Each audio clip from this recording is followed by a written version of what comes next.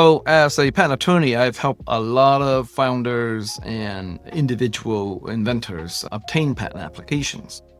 A percentage of this, I would say maybe 10 to 15%, have actually done their own provisional patent application, and they come to us. And so some of the issues that we see is that their applications are very thin on details. So if you have like a 1 or 2 page back of the envelope and you file that as your provisional patent application, and when we convert it into a non-provisional, it tends to be 30 to 50 pages in length because we have a lot of details that show, we expand from your concept to show how it works, right?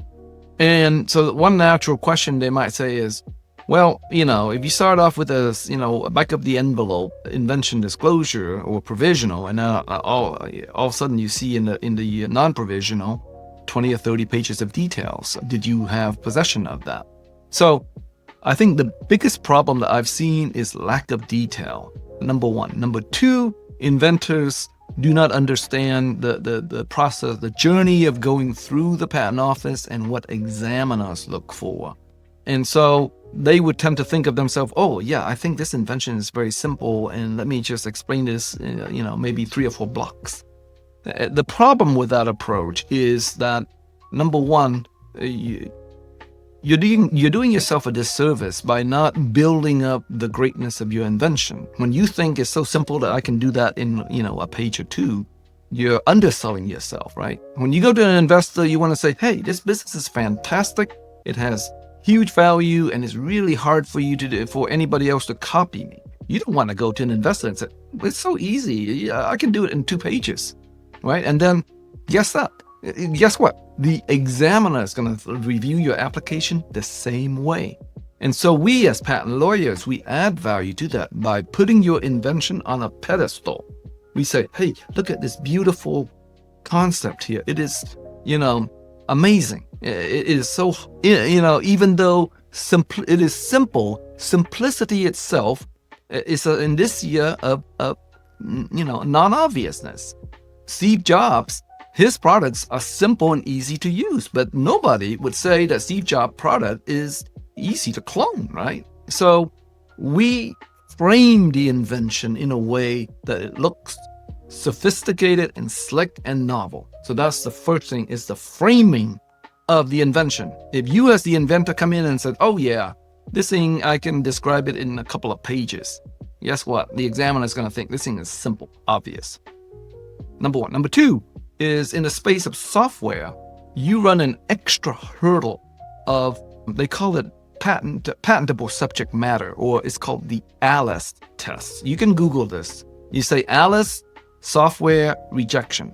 What the examiner is saying there is, your invention could be implemented by a human mind. And even though it might take a human mind 1,000 years to do what the computer did, it's doable in a computer, in a human mind. And because of that, it is an abstract matter that is not patentable. So that's basically what the ALICE is saying.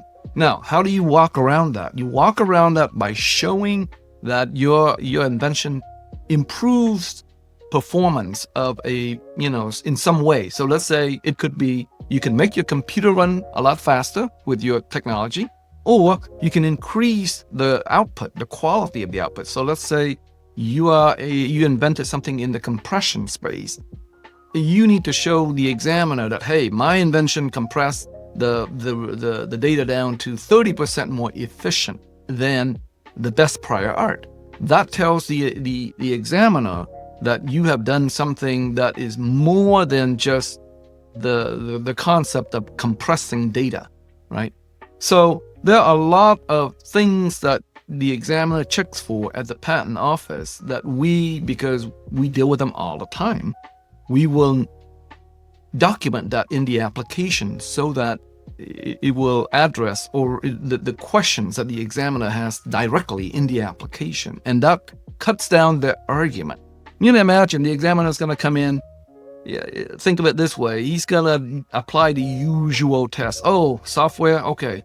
ALICE 101, not patentable subject matter, number one. Number two, this thing is obvious. I'm going to look at the keywords of what you do, and I'm going to hunt down those keywords from 2 or 3 patents. That's their basic algorithm, okay? And so what you need to do is anticipate all of that. And for some inventor who is focused on coding and never seen the space to go in there and write a patent application and anticipate what's going on in the patent office, that's going to be very challenging. And think of it this way. Is your value better at writing coding the next, Google, or is it better to learn and read a book, spend a year reading the book on how to do a patent yourself and ignoring the value of what you really do as a coder? So in short, that's why lawyers are still surviving in this world, even with the AI technology and onslaught of, technological advances that, but that possibly could say, they could replace lawyers. There is the third thing we haven't mentioned is the strategic aspect of claiming your invention. So the first thing we've talked about is getting past the patent office. The third thing we talked about is, could you think about how to claim this in a way that covers more than your specific use case? And that has significant value in the patent. So let me give you an example. I architected the Invisalign patent portfolio, and it has numerous technologies in there. 3D printing, it had computer-aided design as applied to dental, the teeth, the modeling. It had, they call it intraoral scanning technology, which is the technology that scans and digitizes your teeth structure, right? All of those things were patented. But guess what? The most powerful patent in the whole group was a patent that we said, hey, you can't have more than 3 retainers that are with a sequence indication on it. Now, Rajiv, do you know why that is significant? Why is it that there's a patent that says you can't have more than 3 retainers with a sequence indication on it? What does it block? No. Okay. Tell me. So Invisalign works by creating molds of your teeth, and each sequence that you wear, it applies pressure slightly to move your teeth by, I think, 2 millimeters at a time. That's the maximum that you physically can move a teeth without harming yourself. Okay? So guess what? The entire invention of an Invisalign is you have invisible devices you would wear. And how are you going to treat somebody if you cannot have a sequence indication on those retainers? Without that sequence, all your fancy 3D scanning and CAD technology and 3D printing technology, all that is worthless. So you can see how a value of a lawyer perching above what you've done can add a huge value add.